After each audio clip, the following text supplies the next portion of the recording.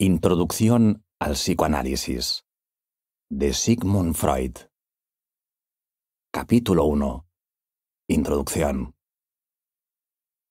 Ignoro cuántos de mis oyentes conocerán, por sus lecturas o simplemente de oídas, las teorías psicoanalíticas. Mas el título dado a esta serie de conferencias, Introducción al psicoanálisis, me obliga a conducirme como si no poseyerais el menor conocimiento sobre esta materia y hubierais de ser iniciados necesariamente en sus primeros elementos. Debo suponer, sin embargo, que sabéis que el psicoanálisis constituye un especial tratamiento de los enfermos de neurosis. Pero como enseguida os demostraré con un ejemplo, sus caracteres esenciales son, en un todo diferente, de los peculiares a las restantes ramas de la medicina, y a veces resultan por completo opuestos a ellos. Generalmente, cuando sometemos a un enfermo a una técnica médica desconocida para él, procuramos disminuir a sus ojos los inconvenientes de la misma y darle la mayor cantidad posible de seguridades respecto al éxito del tratamiento. A mi juicio, obramos cuerdamente conduciéndonos así, pues este proceder aumenta las probabilidades de éxito.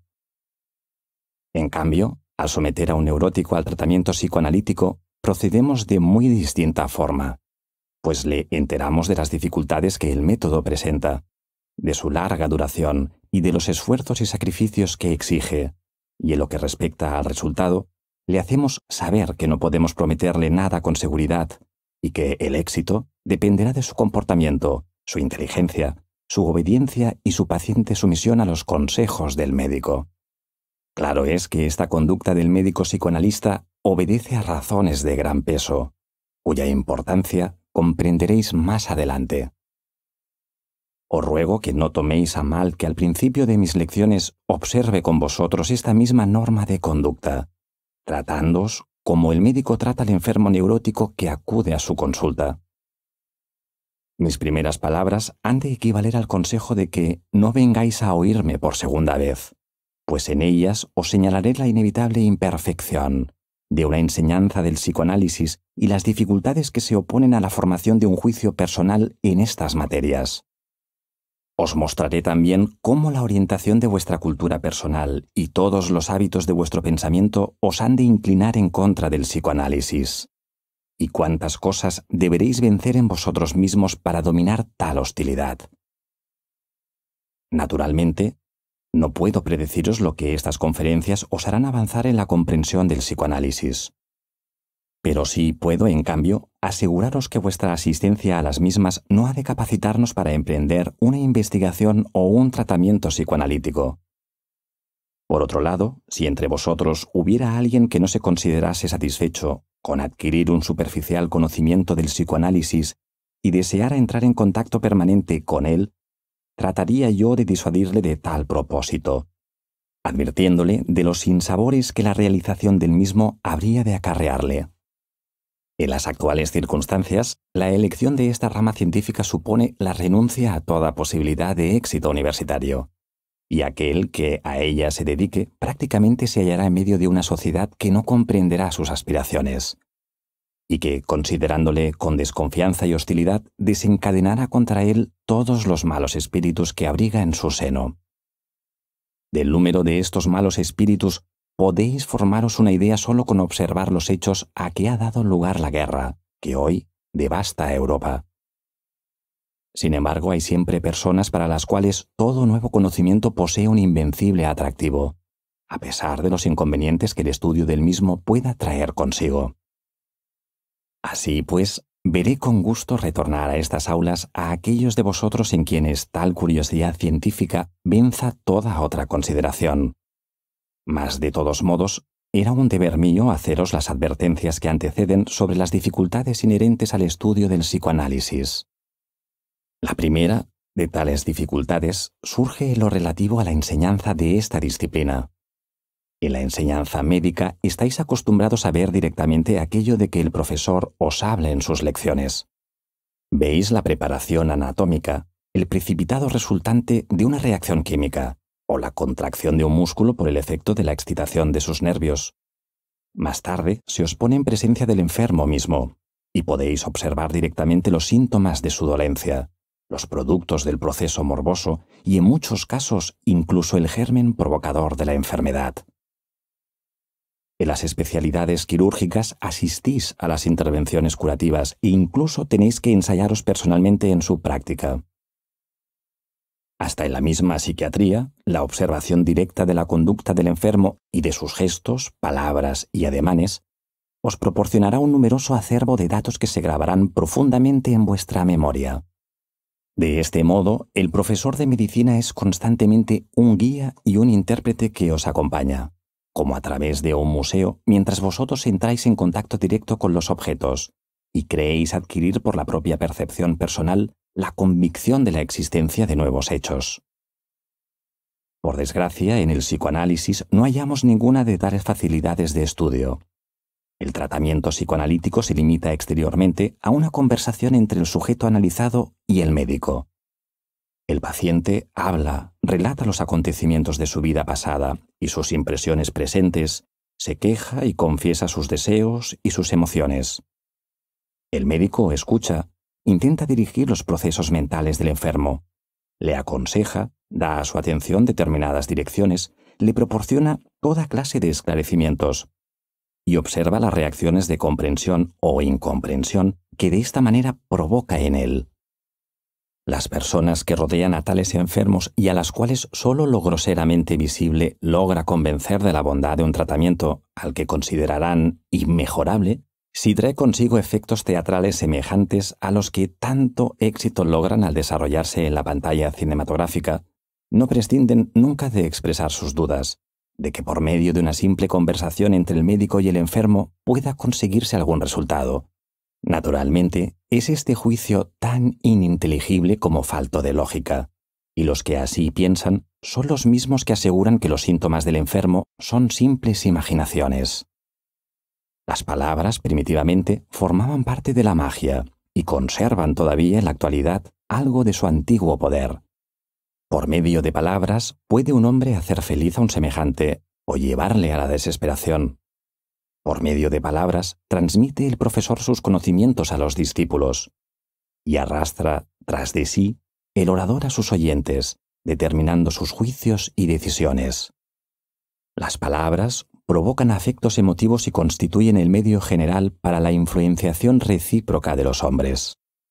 No podremos, pues, despreciar el valor que el empleo de las mismas pueda tener en la psicoterapia, y asistiríamos con interés, en calidad de oyentes, al diálogo que se desarrolla entre el médico analista y su paciente.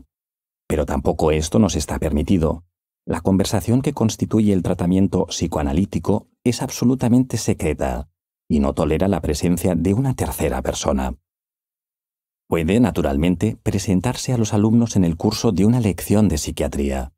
Un sujeto neurasténico o histérico, pero él mismo se limitará a comunicar aquellos síntomas en los que su dolencia se manifiesta.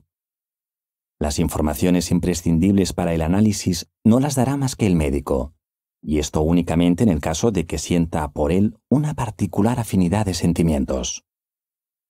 El paciente enmudecerá en el momento en que al lado del médico surja una tercera persona indiferente. Lo que motiva esta conducta es que aquellas informaciones que el enfermo comunica al médico analista se refieren a lo más íntimo de su vida anímica, a todo aquello que como persona social independiente tiene que ocultar a los ojos de los demás, y aparte de esto, a todo aquello que ni siquiera querría confesarse a sí mismo. Así pues, no podréis asistir como oyentes a un tratamiento psicoanalítico, y de este modo nunca os será posible conocer el psicoanálisis sino de oídas, en el sentido estricto de esta locución. Una tal carencia de informaciones directas ha de colocaros en situación poco corriente para formar un juicio sobre nuestra disciplina. Juicio que, dadas las circunstancias señaladas, habrá de depender del grado de confianza que os merezca aquel que os informa. Suponed por un momento que habéis acudido no a una conferencia sobre psiquiatría, sino a una lección de historia, y que el conferenciante os habla de la vida y de los hechos guerreros de Alejandro Magno. Pregunto, ¿qué razones tendréis en este caso para creer en la veracidad de su relato? A primera vista, la situación parece aún más desfavorable que la enseñanza del psicoanálisis, pues el profesor de historia no tomó tampoco parte en las expediciones militares de Alejandro, mientras que el psicoanalista os habla por lo menos de cosas en las que él mismo ha desempeñado un papel. Pero en las lecciones de historia se da una circunstancia que os permite dar fe, sin grandes reservas, a las palabras del conferenciante. Este puede citaros los relatos de antiguos escritores contemporáneos, a los hechos objetos de su lección, o por lo menos bastante próximos a ellos. Esto es, referirse a los libros de Diodoro, Plutarco, Arriano, etc. Y puede presentaros asimismo reproducciones de las medallas y estatuas de Alejandro, y haceros ver una fotografía del mosaico pompeyano que representa la batalla de Isos. Claro es que todos estos documentos no demuestran, estrictamente considerados, sino que ya generaciones anteriores creyeron en la existencia de Alejandro y en la realidad de sus hechos heroicos, y en esta circunstancia podríais fundar de nuevo una crítica escéptica, alegando que no todo lo que sobre Alejandro se ha relatado es verosímil, ni puede demostrarse detalladamente. Sin embargo, no puedo admitir que tras de una lección de este género salieseis del aula dudando todavía de la realidad de Alejandro Magno. Vuestra aceptación de los hechos expuestos en la conferencia obedecerá en este caso a dos principales reflexiones. La primera será la de que el conferenciante no tiene motivo alguno para haceros admitir como real algo que él mismo no considera así. Y en segundo lugar, todos los libros de historia a los que podéis ir en busca de una confirmación os relatarán los hechos aproximadamente en la misma forma. Si a continuación emprendéis el examen de las fuentes históricas más antiguas, deberéis tener en cuenta idénticos factores. Esto es, los móviles que han podido guiar a los autores en su exposición y la concordancia de sus testimonios. En el caso de Alejandro, el resultado de este examen será seguramente tranquilizador. No así cuando se trate de personalidades tales como Moisés o Nemrod. Volviendo ahora a las dudas que puedan surgir en vosotros con respecto al grado de confianza merecido por el relato de un psicoanalista, os indicaré que más adelante tendréis ocasión de apreciarlas en su justo valor. Me preguntaréis ahora, y muy justificadamente por cierto, ¿cómo no existiendo criterio objetivo para juzgar el grado de veracidad del psicoanálisis, ni posibilidad alguna de demostración, puede hacerse el aprendizaje de nuestra disciplina y llegar a la convicción de la verdad de sus afirmaciones? Este aprendizaje no es en efecto fácil, y son muy pocos los que han podido realizarlo de una manera sistemática, pero naturalmente existen un camino y un método posibles. El psicoanálisis se aprende, en primer lugar, por el estudio de la propia personalidad, estudio que, aunque no es rigurosamente lo que acostumbramos calificar de autoobservación, se aproxima bastante a este concepto. Existe toda una serie de fenómenos anímicos muy frecuentes y generalmente conocidos, que una vez iniciados en los principios de la técnica analítica, podemos convertir en objetos de interesantes autoanálisis, los cuales nos proporcionarán la deseada convicción de la realidad de los procesos descritos por el psicoanálisis y de la verdad de sus afirmaciones. Mas los progresos que por este camino pueden realizarse son harto limitados, y aquellos que quieran avanzar más rápidamente en el estudio de nuestra disciplina lo conseguirán, mejor que por ningún otro medio dejándose analizar por un psicoanalizador competente. De este modo, al mismo tiempo que experimentan en su propio yo los efectos del psicoanálisis, tendrán ocasión de iniciarse en todas las sutilezas de su técnica. Claro es que este medio de máxima excelencia no puede ser utilizado sino por una sola persona y nunca por una colectividad. Aún existe para vuestro acceso al psicoanálisis una segunda dificultad, pero esta no es ya inherente a la esencia de nuestra disciplina, sino que depende exclusivamente de los hábitos mentales que habéis adquirido en el estudio de la medicina. Vuestra preparación médica ha dado a vuestra actividad mental una determinada orientación que la aleja de gran manera del psicoanálisis. Se os ha habituado a fundar en causas anatómicas las funciones orgánicas y sus perturbaciones, y a explicarlas desde los puntos de vista químico y físico, concibiéndolas biológicamente. Pero nunca ha sido dirigido vuestro interés a la vida psíquica, en la que, sin embargo, culmina el funcionamiento de este nuestro organismo, tan maravillosamente complicado. Resultado de esta preparación es que desconocéis en absoluto la disciplina mental psicológica y os habéis acostumbrado a mirarla con desconfianza, negándole todo carácter científico y abandonándola a los profanos, poetas, filósofos y místicos. Mas con tal conducta establecéis una desventajosa limitación de vuestra actividad médica, pues el enfermo os presentará en primer lugar, como sucede en todas las relaciones humanas, su fachada psíquica, y temo que para vuestro castigo os veáis obligados a abandonar a aquellos que con tanto desprecio calificáis de místicos de la medicina una gran parte del influjo terapéutico que desearíais ejercer. No desconozco la disculpa que pueda alegarse para excusar esta laguna de vuestra preparación. Fáltanos aún aquella ciencia filosófica auxiliar que podía ser una importante ayuda para vuestros propósitos médicos. Ni la filosofía especulativa, ni la psicología descriptiva, ni la llamada psicología experimental, ligada a la fisiología de los sentidos, se bailan, tal como son enseñadas en las universidades, en estado de proporcionarnos dato ninguno útil sobre las relaciones entre lo somático y lo anímico, y ofrecernos la clave necesaria para la comprensión de una perturbación cualquiera de las funciones anímicas. Dentro de la medicina, la psiquiatría se ocupa ciertamente de describir las perturbaciones psíquicas por ella observadas y de reunirlas formando cuadros clínicos, mas en sus momentos de sinceridad, los mismos psiquiatras dudan de si sus exposiciones puramente descriptivas merecen realmente el nombre de ciencia.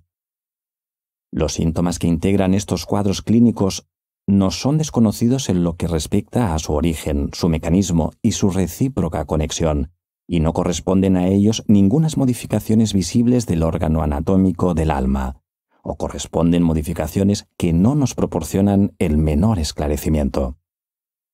Tales perturbaciones anímicas no podrán ser accesibles a una influencia terapéutica, más que cuando constituyen efectos secundarios de una cualquiera afección orgánica. Es esta la laguna que el psicoanálisis se esfuerza en hacer desaparecer, intentando dar a la psiquiatría la base psicológica de que carece, y esperando descubrir el terreno común que haría inteligible la reunión de una perturbación somática con una perturbación anímica. Con este objeto tiene que mantenerse libre de toda hipótesis de orden anatómico, químico o fisiológico extraña a su peculiar esencia, y no laborar más que con conceptos auxiliares puramente psicológicos, cosa que temo contribuya no poco a hacer que os parezca aún más extraña de lo que os esperabais. Encontramos, por último, una tercera dificultad, de la que no haré responsable a vuestra posición personal ni tampoco a vuestra preparación científica. Dos afirmaciones del psicoanálisis son principalmente las que causan mayor extrañeza y atraen sobre él la desaprobación general. Tropieza una de ellas con un prejuicio intelectual y la otra con un prejuicio estético moral.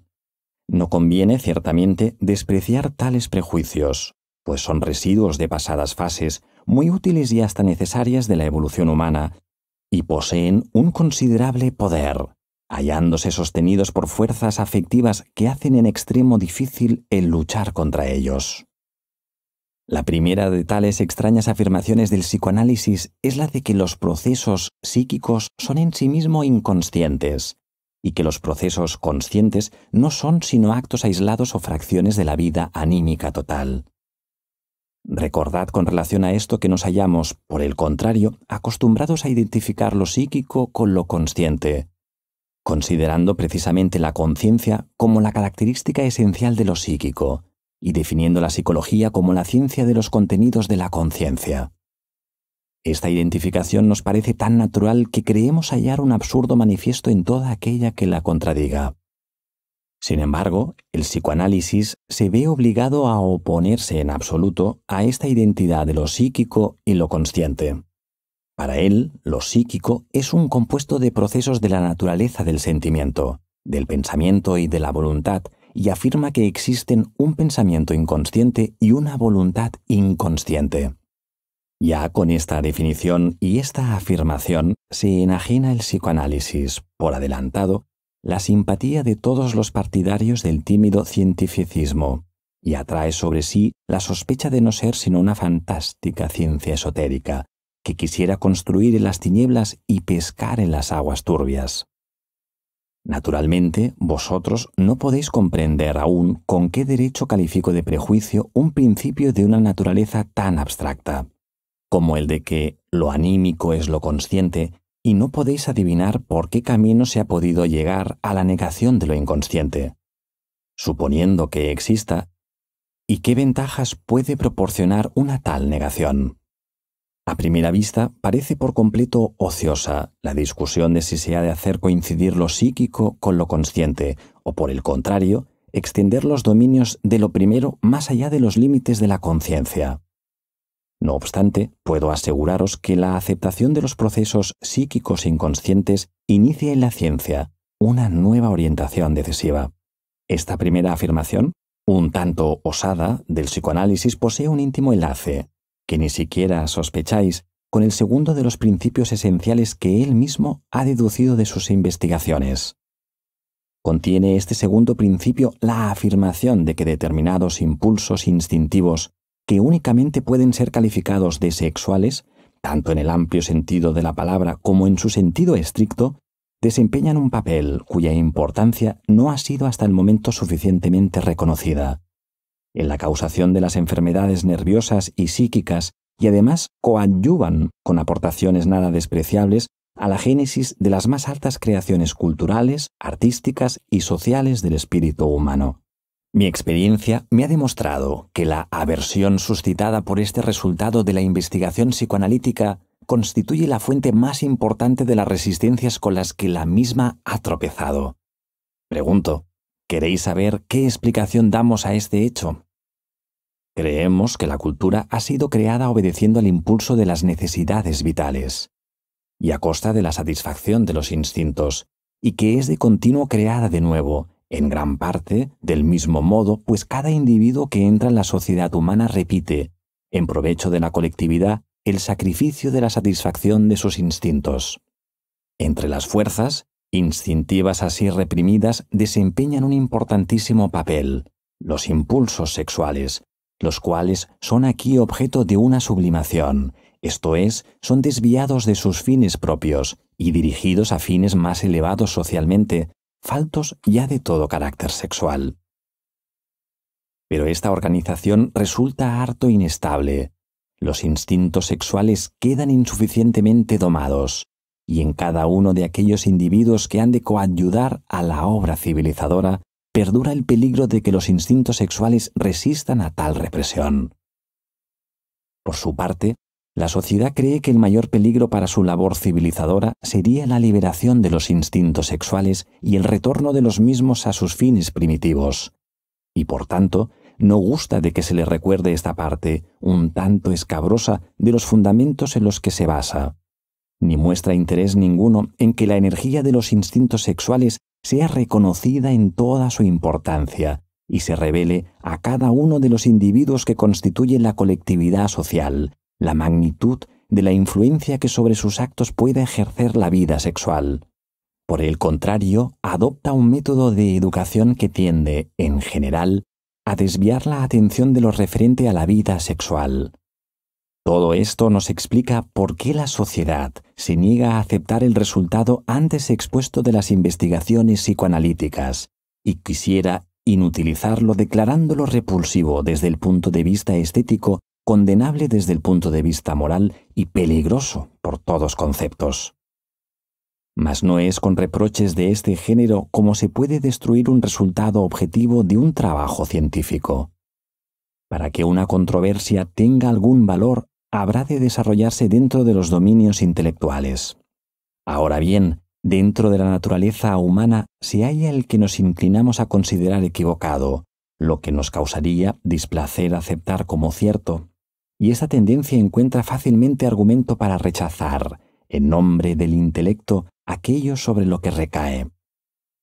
De esta forma convierte la sociedad lo desagradable en equivocado, discute las verdades del psicoanálisis con argumentos lógicos y objetivos, pero que proceden de fuentes afectivas y opone estas objeciones en calidad de prejuicios contra toda tentativa de refutación.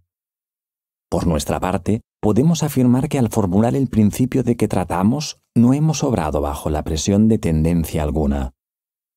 Nuestro único fin era el de exponer un hecho que creemos haber observado con toda seguridad al cabo de una labor harto espinosa.